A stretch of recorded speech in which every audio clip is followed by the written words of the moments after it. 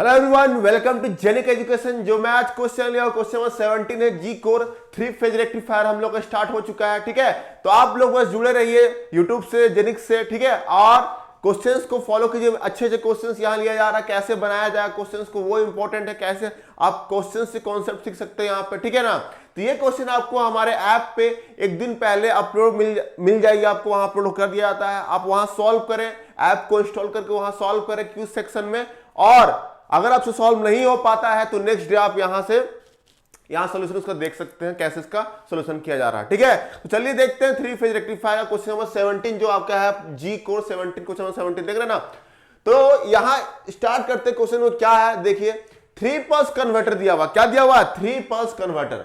ठीक है, तो ये ऑफ कोर्स 3 पल्स कन्वर्टर क्या होता है? Half wave 3 phase half wave control rectifier. ठीक है, क्योंकि कंट्रोल रेक्टिफायर क्यों बोला गया? क्योंकि अल्फा का वैल्यू यहां दिया हुआ है, तो ऑफ कोर्स यहां पे एससीआर यूज हुआ होगा, इसलिए यहां पे अल्फा का वैल्यू आपको दिया हुआ है। ठीक है, तो यहां बोल रहा है क्या? 3 pulse converter feed a pure resistive load. Pure resistive load को फीड कर रहा है at a firing angle of alpha equal to 60 degree. Alpha equal to 60 degree पे कर रहा है। ठीक है, प्योर रेसिस्टिव लोड है, यहां पे ध्यान दीजिएगा, प्योर रेसिस्टिव लोड है। The average value of current flowing in the load is 10 ampere. Average value भी दिया हुआ करंट कितना? 10 एम्पियर जो है एवरेज वैल्यू करंट दिया हुआ है। If a very large inductance is connected in the load circuit then the. अच्छा, अगर अब देखिए सीन क्या है क्वेश्चन में, देखिए क्वेश्चन का सीन क्या है। देखिए जब एक आर लोड कनेक्टेड था, प्योरली रेसिस्टिव लोड कनेक्टेड था, तो उस समय एवरेज वैल्यू था 10 एम्पियर। ठीक है, अब क्या कर रहे हैं कि एक लार्ज इंडक्टेंस भी लगा दिए उसमें आर के साथ, मतलब आरएल लोड हो गया। अब क्या हो गया? आरएल लोड हो गया, तो करंट ये चारों में से कौन सा ऑप्शन करेक्ट होगा ये आपको फाइंड करना है। मतलब आर को आरएल लोड से हम यहां पे चेंज कर दिए, तो बताना है क्या है कि एवरेज वैल्यू ऑफ करंट जो है रिमेन सेम रहेगा 10 एम्पियर।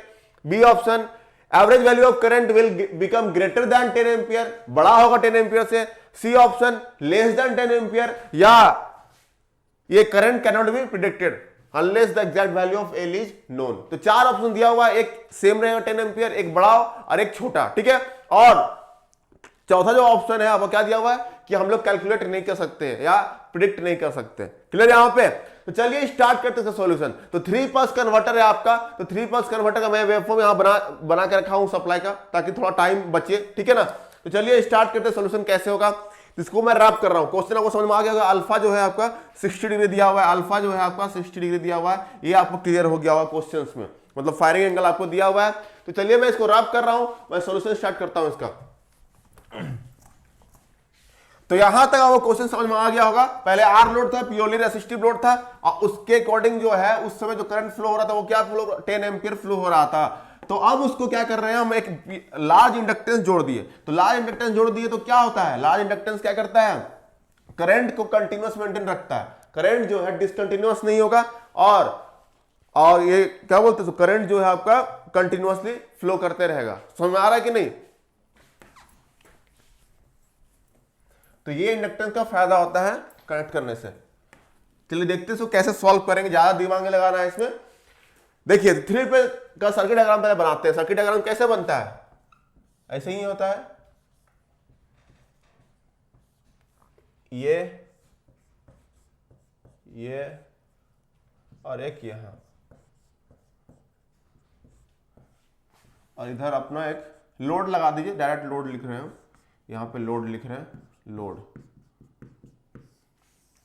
न्यूट्रल है ये ABN, और इसका नाम दीजिए T1 T2 T3, और इधर है आपका output voltage plus minus V0, और करंट जो फ्लो होगा I0, ये मान लिए। यहां देखिए ये आपको क्लियर है कि सर्किट डायग्राम कैसे मैं बनाया उसको क्लियर होगा आपको प्रॉपरली। ठीक है, तो 3 पल्स कन्वर्टर है। 3 पल्स कन्वर्टर मतलब क्या होता है कि आपको पता ही होगा, एक साइकिल में 3 पल्स बनेगा, एक साइकिल में 3 पल्स। 3 पल्स कन्वर्टर मतलब एक साइकिल, मतलब जो भी एक साइकिल होगा उसमें 360 का जो सप्लाई का साइकिल है, 360 कंसीडर करते हैं सप्लाई का, तो 360 में आपका 3 पल्स दिखेगा, इसलिए इसको 3 पल्स कन्वर्टर बोला जाता है। ठीक है, तो यहां पे T1 T2 T3 जो है, T1 T2 T3 जो है आपका 3 यहां पे इससे कनेक्टेड है। ठीक है, अब ये आपका सर्किट यहां तक होगा क्लियर। ठीक है, यहां तक वो क्लियर हो गया होगा। अब यहां हमको देखना है कब कब कब कौन सा जो थरिस्टर है वो ऑपरेट करेगा। तो T1 T2 T3 जो है 3 यहां पे थरिस्टर है। तो चलिए देखते हैं T1। तो यहां पे T1 कब ऑपरेट करेगा, T1 जब कब ऑपरेट करेगा, जब इसका एनोड पोटेंशियल जो है तीनों सबसे ज्यादा मैक्सिमम होगा। ठीक है, जब तीनों का जो एनोड पोटेंशियल होगा, उससे जिसका सबसे ज्यादा रहेगा एनोड पोटेंशियल, वो उस समय डिवाइस जो है ऑपरेट करेगा। ठीक है, तो ये कैसे पता चलेगा, चलिए देखते हैं। पहले VAN सप्लाई हम लिखते हैं VAN मतलब फेज वोल्टेज, यहां बात हो रहा है फेज वोल्टेज।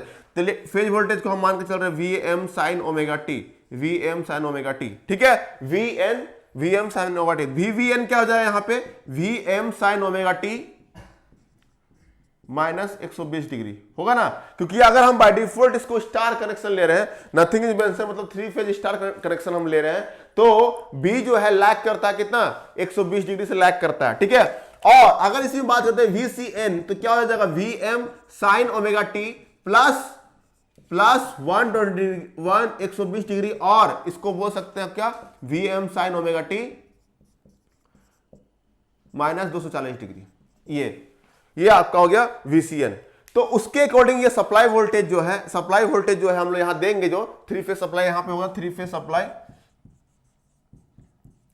तो VAN मतलब एक लाइन से फेज वोल्टेज का बात हो रहा है, VAN मतलब लाइन टू न्यूट्रल वोल्टेज। ठीक है, तो यहां VM sin ओमेगा t लिया है, तो इसका वेवफॉर्म कैसे बनेगा, देखिए यही तो बनेगा, VM sin ओमेगा t यही तो होता है, यहां से स्टार्ट होता है। देखिए रेड पोर्शन दिख रहा होगा आपको, रेड पोर्शन, ये वाला पोर्शन आपका जो रेड पोर्शन है, ये किसको रिप्रेजेंट कर रहा है, VAN को रिप्रेजेंट कर रहा है। किसको रिप्रेजेंट कर रहा है, VAN को रिप्रेजेंट कर रहा है। और VBN का बात करेंगे तो VBN क्या हो रहा है, VM sin omega t minus 120 degree, मतलब डिले 120 डिग्री या 120 डिग्री के डिले से स्टार्ट होगा। तो डिले यहां पे कितना, देखिए 120 डिग्री यहां से स्टार्ट होगा डिले, मतलब उसके बाद। तो यहां से देखिए स्टार्ट हो रहा है कौन, ब्लू वाला लाइन, देखिए ब्लू वाला लाइन, ये ब्लू लाइन देख रहे हैं ना, ये ब्लू वाला जो लाइन है ये आपका हो गया VBN। ये क्या हो गया, इसको बोलते हैं VBN, ये आपका VBN। क्लियर यहां पे 100 माइनस। अब आते हैं VCN को देखिए, ये माइनस 240 से स्टार्ट होगा, उसके फर्दर 120 के बाद। तो यहां पे स्टार्ट किया इसको, देखिए ब्लैक वाला लाइन जो दिख रहा है आपको, ब्लैक वाला लाइन मैं थोड़ा और डार्क कर दे रहा हूं ताकि आपको क्लियरली दिखे। तो यहां से स्टार्ट हो रहा है, इसको बोलेंगे VCN। क्लियर यहां तक। अब ये आपको सप्लाई का समझ में आ गया होगा। ठीक है, तो अब बताइए T1 T2 T3 तीन है यहां पे, पहले कौन ऑपरेट करेगा। ठीक है, और कब ऑपरेट करेगा, किस ड्यूरेशन में ऑपरेट करेगा, ये कैसे पता चलेगा। तो मैं क्या बताया था आपको कि जब इसका एनोड पोटेंशियल, ये एनोड पोटेंशियल होता है, ये एनोड और ये कैथोड होता है, ये एनोड और ये कैथोड, ये एनोड और ये कैथोड। ठीक है, तो जब इसका T1 का एनोड पोटेंशियल इस दोनों के एनोड पोटेंशियल से जब मैक्सिमम होगा, मतलब सबसे ज्यादा होगा, इससे बड़ा होगा, इस दोनों से बड़ा होगा, तब उस ड्यूरेशन में T1 जो है कंडक्ट करेगा।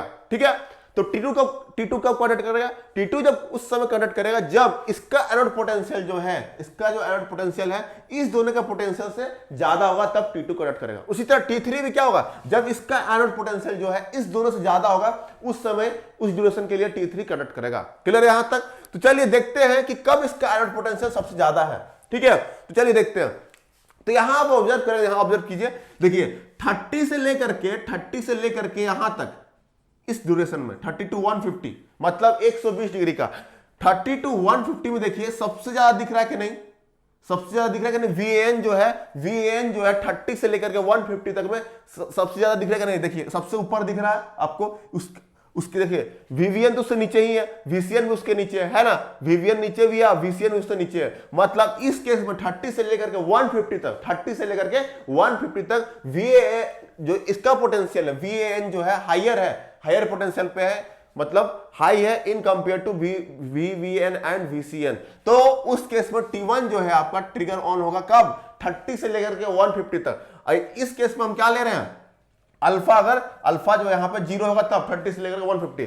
तो यहां पे अगर अल्फा कंसीडर करेंगे 30 plus alpha two 150 plus alpha तक ये कंडक्ट करेंगे, 150 प्लस अल्फा तक ये कंडक्ट करेंगे, 30 plus alpha two 150 plus alpha. जैसे ही इसका कंडक्शन बंद होगा, जैसे ही उसके जस्ट 150 से कौन स्टार्ट हो जाएगा, VBN का जो एनोड पोटेंशियल है वो हायर दिख रहा है क्या नहीं, एनोड पोटेंशियल, ये एनोड पोटेंशियल यही तो है VBN। तो एनोड जो है B से कनेक्टेड है, तो यहां पे इसका जो पोटेंशियल है 150 से लेकर के 270 तक क्या दिख रहा है, VBN का पोटेंशियल जो ज्यादा है, इसका मतलब क्या हुआ, T2 जो है यहाँ पे T2 जो है कंडक्ट करेगा। तो जस्ट उसके बाद तो यहां पे इसको अगर लिखेंगे तो 150 प्लस अल्फा कॉमा 2 कहां तक जाएगा 270 डिग्री प्लस अल्फा, ये अल्फा पर डिपेंड करेगा। उसी तरह सेम T3 के लिए क्या हो जाएगा 270 plus alpha two 390 plus alpha. ठीक है, यहां तक आपको क्लियर हो गया होगा। हर एक जो डिवाइस है यहां पे 120 120 120 डिग्री के लिए कंडक्ट करेगा, 120 डिग्री के लिए कंडक्ट करेगा। हर एक डिवाइस देखिए T1 जो है 30 से लेकर के 150 तक कर रहा है, मतलब 150 माइनस 30 120 डिग्री। और VVN मतलब T2 कब कंडक्ट कर रहा है 150 से लेकर के 270 तक, और 270 माइनस 150 क्या होगा 120। उसी तरह VCN कब कंडक्ट कर रहा है VCN T3 कब कंडक्ट करेगा 390 माइनस 270, तो क्या आ जाएगा 120 आ जाएगा VCN। क्लियर है यहाँ पे। तो ये तीनों आपको जब कंडक्ट कर रहा है उसका मैं बना दिया यहाँ पे प्रॉपर्ली। ठीक है, अब यहां तक आपको क्लियर हो गया है। अब क्वेश्चन में वो क्या गिवन है, अल्फा जो है दिया हुआ है, अल्फा जो दिया हुआ है क्वेश्चन में दिया हुआ है, अल्फा जो है आपका, अल्फा जो है 60 डिग्री है। अल्फा क्या दिया हुआ है 60 डिग्री है, अल्फा जो है 60 डिग्री है। तो बताइए T1 कब कंडक्ट स्टार्ट करेगा 30 प्लस अल्फा मतलब 60 डिग्री। तो 90 डिग्री से कौन स्टार्ट करेगा 90 डिग्री से स्टार्ट होगा T1 कंडक्ट करना। 30 प्लस 60 90 डिग्री, 90 डिग्री से कौन स्टार्ट करेगा T1 कंडक्ट करना स्टार्ट करेगा। अब कहां तक जाएगा 150 प्लस अल्फा करते हैं तो कहां तक जाना चाहिए प्लस 60, तो ये हो जाएगा आपका क्या 210 डिग्री तक जाएगा। ठीक है, तो देखते हैं इसका सॉल्यूशन एक बार क्या है सीन इसका प्रॉपर। हम इसका अब आउटपुट वेवफॉर्म बनाकर देखते हैं। ये देखिए, ये आपका V नोट का हम बना रहे हैं। V नोट मतलब आउटपुट वोल्टेज कब तो T1 जब ये कंडक्ट करेगा T1 ऑन रहेगा तो ये दोनों ऑफ रहेगा, तो ये दोनों ऑफ रहेगा तो उस समय आउटपुट वोल्टेज जो है ये दोनों तो ऑफ हो गया, तो आउटपुट वोल्टेज जो है VAN के बराबर होगा, VAN के बराबर होगा क्योंकि ये शॉर्ट हो जाएगा। तो एग्जैक्टली V नोट जो है VAN के बराबर होगा क्योंकि ये दोनों तो ओपन हो जाएगा, इससे कोई मतलब नहीं है। तो जो V नोट है वो VAN के बराबर होगा कब जब T1 कंडक्ट करेगा। ठीक है, तो यहां देखिए कब से स्टार्ट हो रहा है 90 डिग्री से स्टार्ट हो रहा है, 90 डिग्री से स्टार्ट कर रहा है, तो 90 डिग्री से बनाइए ना इसको, और यहां तक 210 तक जा रहा है, 210 ये रहा। ठीक है, तो यहां बताइए आप, यहां देखिए, अब ध्यान से देखिए क्या हम जो बताना चाह रहे हैं। यहां तक देखिए, यहां तक क्या हो रहा है आपको, यहां तक ध्यान से देखिए क्या हो रहा है। देखिए जब R लोड लेंगे तो यहां पे जब T1 कनेक्ट कर रहा है तो कहां से स्टार्ट हुआ 90 से स्टार्ट हुआ, तो 90 से स्टार्ट करके कहां तक जाएगा 90 से स्टार्ट करके यहां तक 210 तक जाना है। कहां तक जाना है 210 तक जाना है। ठीक है, तो चलिए यहां तक गया, ये 90 से स्टार्ट हुआ 210 तक जा रहा है, 180 यहां पे है, 210 यहां पे है। और चलिए एक मिनट देखते हैं, अभी देखते हैं T2 कब स्टार्ट होगा। T2 कब स्टार्ट हो रहा है, ये देखिए ये T1 का है, तो T2 कब स्टार्ट हो रहा है, T2 जो है आपका स्टार्ट हो रहा है 150 प्लस अल्फा, मतलब 150 मतलब कितना हो गया अल्फा 60 डिग्री, तो यहां पे 210 से स्टार्ट होगा और कब तक जाएगा 270 प्लस अल्फा 330 तक 330 तक जाएगा। ठीक है, तो जब T1 एंड जहां करेगा यहां आपका क्या हो जाएगा T2 जो है स्टार्ट हो जाएगा। लेकिन यहां देखिए, यहां 180 तक गया, 180 तक जाएगा यहां पे आपका, क्योंकि यहां पे पॉजिटिव वोल्टेज है, 180 तक गया, ऐसे 180 तक गया। ठीक है, ये क्या हुआ 180 तक गया आपका, 90 से 180 तक गया। उसके बाद क्या हुआ नेगेटिव वोल्टेज आ गया, ये जो है आपका इसका जो पोटेंशियल है नेगेटिव आ गया। क्या हो गया पोटेंशियल जो है 180 के बाद देख रहे ना, ये देखिए रेड वाला पोर्शन जो है नेगेटिव आ गया, यहां पे देख रहे ना, यहां तक रिवर्स बैच्ड हो गया, ये टोटली रिवर्स बैच्ड हो गया क्योंकि आपका क्या हो जाएगा नेगेटिव गोइंग स्टार्ट हो गया ना, देख रहे ना पोटेंशियल जो है आपका जो वेवफॉर्म है VAN जो है 180 के बाद रिवर्स हो गया वोल्टेज। जैसे रिवर्स होगा तो ये तो क्या होगा रिवर्स बैच्ड हो गया। अब ये रिवर्स बैच्ड हो गया तो ये क्या करेगा ऑन ही नहीं हो पाएगा, ये क्या हो जाएगा स्विच ऑफ हो जाएगा। ठीक है, ये क्या हो जाएगा स्विच ऑफ हो जाएगा, स्विच ऑफ हो जाएगा। और T2 T3 कब T2 तो स्टार्ट हो रहा है 210 से, वो 210 से स्टार्ट हो रहा है, और T3 तो बाद में स्टार्ट होगा, T3 कब स्टार्ट होगा ये स्टार्ट होगा 330 से स्टार्ट होगा। ठीक है ना, तो ये तो ऑन हुआ नहीं था, ये भी ऑन हुआ नहीं था, और T1 जो है आपका रिवर्स बैच्ड हो गया। रिवर्स बैच्ड होने के कारण क्या हो गया वो ऑफ हो जाएगा। तो ऑफ हुआ तो जैसे ही तो क्या यहां पे करंट फ्लो हो पाएगा, नहीं करंट फ्लो हो जाएगा, तो आउटपुट वोल्टेज क्या हो गया, आउटपुट वोल्टेज जो है यहाँ पे जीरो हो गया। आउटपुट वोल्टेज जो है आपका जीरो हो जाएगा इस केस में, 180 से लेकर के 210 तक आपका आउटपुट वोल्टेज जो है जीरो हो जाएगा। समझ में आ रहा है कि नहीं क्या बोलना चाह रहे हैं। देखिए 180 तक, 90 से 180 तक क्या हो रहा है, ये पॉजिटिव वोल्टेज था, पॉजिटिव वोल्टेज था, तो ये फॉरवर्ड बायस्ड में ही कंडीशन में था, ठीक है, फॉरवर्ड बायस्ड का कंडीशन में था, तो इसलिए आउटपुट वेवफॉर्म हमको मिल रहा है। 180 के बाद क्या हुआ, वोल्टेज जो है आपका रिवर्स हो गया। वोल्टेज जैसे ही रिवर्स हुआ तो T1 का जो आपका क्या हो गया, T1 जो है रिवर्स बायस्ड हो गया। अब रिवर्स बायस्ड हो गया तो ये क्या हो जाएगा, ऑफ हो जाएगा। अब ये ऑफ हुआ, अब T2 T3 तो ऑफ ही था, T2 T3 तो क्या था, ऑफ ही था। तो ये जैसे ही ऑफ हुआ तो सारा वोल्टेज जो है ये ब्लॉक कर देगा, T1 जो है आपका ब्लॉक कर देगा, तो आउटपुट करंट तो फ्लो ही नहीं पाएगा, तो आउटपुट वोल्टेज मिलेगा नहीं हमको। तो इसलिए यहां पे क्या हो जाएगा, इस पोर्शन पे आउटपुट वोल्टेज जो है 0 हो गया, ठीक है। अब जब 210 जैसे ही 180 से 270 0 हो गया, अब 210 के बाद क्या हो रहा है, देखिए T2 जो है ऑन हो रहा है, 210 के क्या हो रहा है, T2 जो है ऑन हो रहा है, तो आउटपुट वोल्टेज हमको फिर से मिलेगा। यहाँ पे आउटपुट वोल्टेज क्या मिलेगा, देखिए ये फिर से मिलने वाला है। यहाँ पे ये आउटपुट वोल्टेज 300 तक जाएगा, 300 तक जाएगा, ऐसे 300 तक गया। अब 300 से 300 तक जाएगा, उसके बाद 300 टू 330 तक, फिर 0 हो जाएगा इसी तरह। 300 के बाद ये आपका, ये किसके लिए है, ये आर लोड के लिए बना रहे हैं। ये किसके लिए, आर लोड के लिए बना रहे हैं, आर लोड के लिए, ये आर लोड के लिए बन रहा है, ठीक है। समझ में आ रहा है कि नहीं। तो ये आपका यहां तक, फिर यहां फर्दर यहां पे 0 होगा तो यहां पे भी स्टार्ट हो जाएगा इसी तरह आपका ये 0, तो यहां पे आ जाएगा 90 से लेकर के 180 तक गया है, तो यहां पे फिर से इसको ऐसे बना सकते हैं। तो ये आपका ऐसे था, आपका विनोड का वेवफॉर्म बनेगा फॉर आर लोड। तो डिसकंटिन्यूअस हो रहा ना, देख रहे हैं ना, फॉर किस पीरियड के लिए, 180 से लेकर के 210 तक 30 डिग्री के लिए यहाँ पे डिसकंटिन्यूअस मिल रहा है आपका। तो ये आपको क्लियर हो गया। अब यहाँ पे क्या कर रहा है, आर को आरएल लोड से हम रिप्लेस कर दिए, आर को आरएल लोड से हम रिप्लेस कर दिए, ठीक है। तो क्या होगा यहाँ पे, देखिए यहाँ पे चेंजेस क्या आएंगे, देखिए जो स्टार्ट तो 90 से ही करेगा, 180 तक जाएगा, तो इस पीरियड में क्या होगा, जो इंडक्टर लगा रहेगा यहाँ पे, इंडक्टर जो लगा रहेगा यहाँ पे, वो इंडक्टर क्या होगा, चार्ज होगा। इंडक्टर क्या होगा, चार्ज होगा। 90 से 180 के बीच में जब पॉजिटिव वोल्टेज था, मतलब पॉजिटिव हाफ साइकिल का बात कर रहे हैं, तो उस समय जो इंडक्टर होगा वो क्या होगा, चार्ज होगा। इंडक्टर जो होगा वो चार्ज होगा, ठीक है। अब यहां पे क्या होगा, इंडक्टर जैसे चार्ज हुआ तो 180 से लेकर 210 तक, 180 से लेकर 210 तक क्या होगा, थाइस्टर जो है आपका वो रिवर्स बायस्ड कंडीशन पे है। लेकिन जितना इंडक्टर चार्ज हुआ है उसको डिस्चार्ज होना भी चाहिए ना, वो डिस्चार्ज भी होगा ना, तो उसमें क्या होगा, T1 को फोर्सफुली कंडक्ट करना पड़ेगा। T1 को क्या करना होगा, फोर्सफुली कंडक्ट करना पड़ेगा, सो दैट थाइस्टर जितना इंडक्टर चार्ज हुआ था उतना इंडक्टर जो चार्ज जो है वो डिस्चार्ज हो सके, ठीक है। तो वो जब मैं फिर से रिपीट कर रहा हूं, 90 से लेकर के 180 तक सेम रहेगा कि आर लोड में ऐसा कुछ नहीं था सीन, आर लोड में कोई सीन नहीं था, इसलिए यहां पे डिसकंटिन्यूअस हुआ। लेकिन इंडक्टर के जब इंडक्टर लगा दिए, सेकंड केस क्या लिए, जब इंडक्टर लगा दिए तो 90 से लेकर के 180 तक में क्या हो रहा है, ये चार्ज होगा, पूरा चार्ज होगा, क्योंकि पॉजिटिव वोल्टेज था, ये पूरा चार्ज होगा। अब 180 से लेकर के 210 तक में क्या होगा, ये जितना चार्ज हुआ वो डिस्चार्ज होगा फर्दर, अब कुछ पोर्शन जो है डिसिपेट हो जाएगा रेसिस्टर में, ठीक है। तो ये फर्दर डिस्चार्ज होगा, सप्लाई को पावर देगा, ठीक है, डिस्चार्ज होकर के। तो उस केस में फिर से अब वो डिस्चार्ज कब होगा, जब T1 जो है कंडक्ट करेगा तभी वो डिस्चार्ज होगा ना, ठीक है।